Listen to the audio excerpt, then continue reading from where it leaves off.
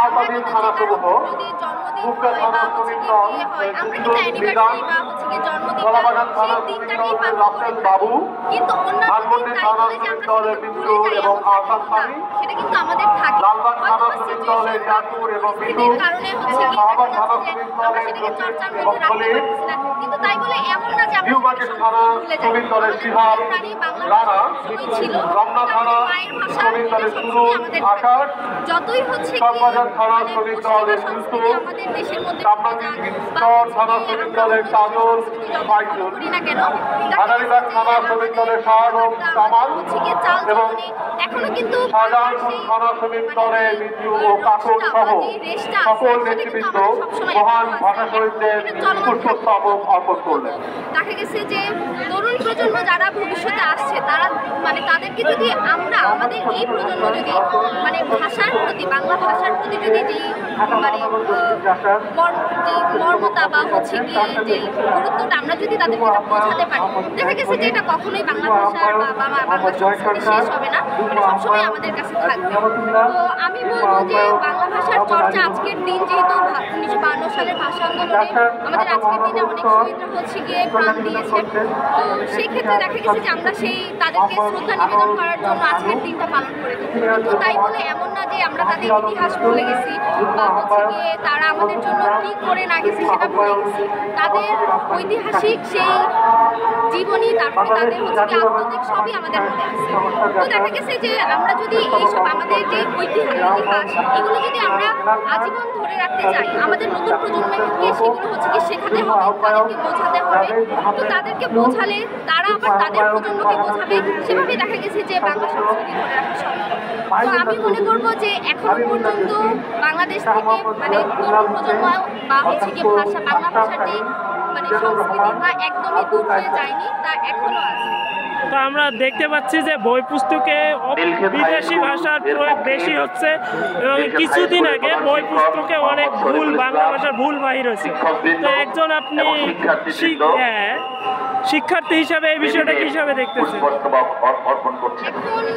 দেখেন কথা হচ্ছে স্বেচ্ছাসেবী সংস্থা লিডের নির্বাহী পরিচালক আব্দুল্লাহ আল মামুনের নেতৃত্বে সদস্যবৃন্দের শ্রদ্ধাঞ্জলি। বাংলাদেশ জাতীয়তাবাদী সমবায় দল কেন্দ্রীয় কমিটির সভাপতি অধ্যক্ষ নূর আফরোজের জুটি ম্যাডাম এবং কেন্দ্রীয় কমিটির সদস্য নোয়াখালী জেলা জাতীয়তাবাদী সমবায় দলের সচিব আলম বাবলু সহ অন্যান্য নেতৃবৃন্দের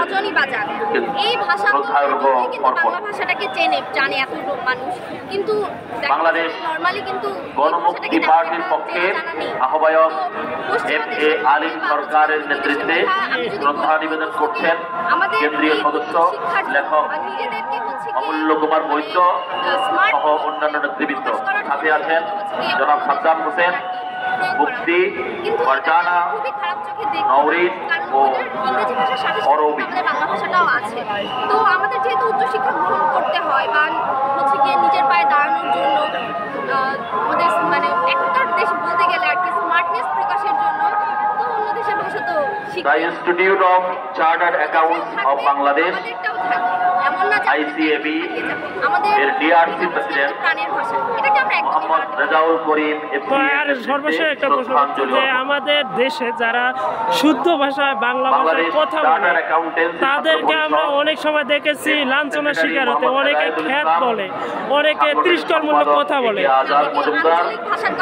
আঞ্চলিক ভাষা বা শুদ্ধ বাংলা ভাষায় যদি কেউ কথা বলে কারো সঙ্গে, তো অনেকে তাকে তিরস্কার হিসাবে দেখে। তো এই বিষয়টা আপনি কি বলতে চাচ্ছেন? ছাত্রনেতা বেলাল হোসেন মুরাদ, ছাত্রনেতা সুজন দাস এর নেতৃত্বে শ্রদ্ধাঞ্জলি অর্পণ। দেখা গেছে যে আপনার জাতীয়তাবাদী ব্যাংকার্স অ্যাসোসিয়েশন বাংলাদেশের পক্ষে সদস্য সচিব মোস্তাফিজুর রহমান মুস্তাক এবং যুগ্ম আহ্বায়ক রফিক, রাশেদ, বাপ্পি এবং শাহের আলম সহ সকল নেতৃবৃন্দ ভাষা শহীদদের প্রতি শ্রদ্ধাঞ্জলি নিবেদন করে থাকি। বাংলাদেশ জাতীয়তাবাদী নবজাগরণ দল ঢাকা মহানগর দক্ষিণের সভাপতি জহিরুল ইসলাম টিটু, সাধারণ সম্পাদক বেগম নাসিম রবিন, সিনিয়র সহসভাপতি নজরুল ইসলাম কামাল সহ সকল নেতৃবৃন্দ মহান ভাষা শহীদদের শ্রদ্ধাঞ্জলি নিবেদন করে। খিলগাঁও থানা যুবদল এর যুগ্ম আহ্বায়ক সময়ের সাথে সাথে আর কি মানুষের ধ্যান মোহাম্মদ জিয়াউর রহমান এবং মোহাম্মদ শাহিদ সেনায়েত সহ সকল নেতৃবৃন্দ ভাষা শহীদদের প্রতি শ্রদ্ধাঞ্জলি নিবেদন করে। তারা হচ্ছে কি তিরস্কার করে, কিন্তু আমরা যদি এক নম্বর তাদেরকে যদি আমি বর্তমানে শেখাতে পারি যে আঞ্চলিক এর অভি হাফিজ হাবিব শহীদুল, দুই নম্বরের আহ্বায়ক এবং সদস্য সচিব সহ অন্যান্য নেতৃবৃন্দ ভাষা শহীদদের প্রতি শ্রদ্ধাঞ্জলি নিবেদন করে। পল্লবী থানার ৯১ নং ওয়ার্ড বিএনপি এর সভাপতি মফিজুর রহমান ঠিক আছে, ধন্যবাদ। ভারপ্রাপ্ত সভাপতি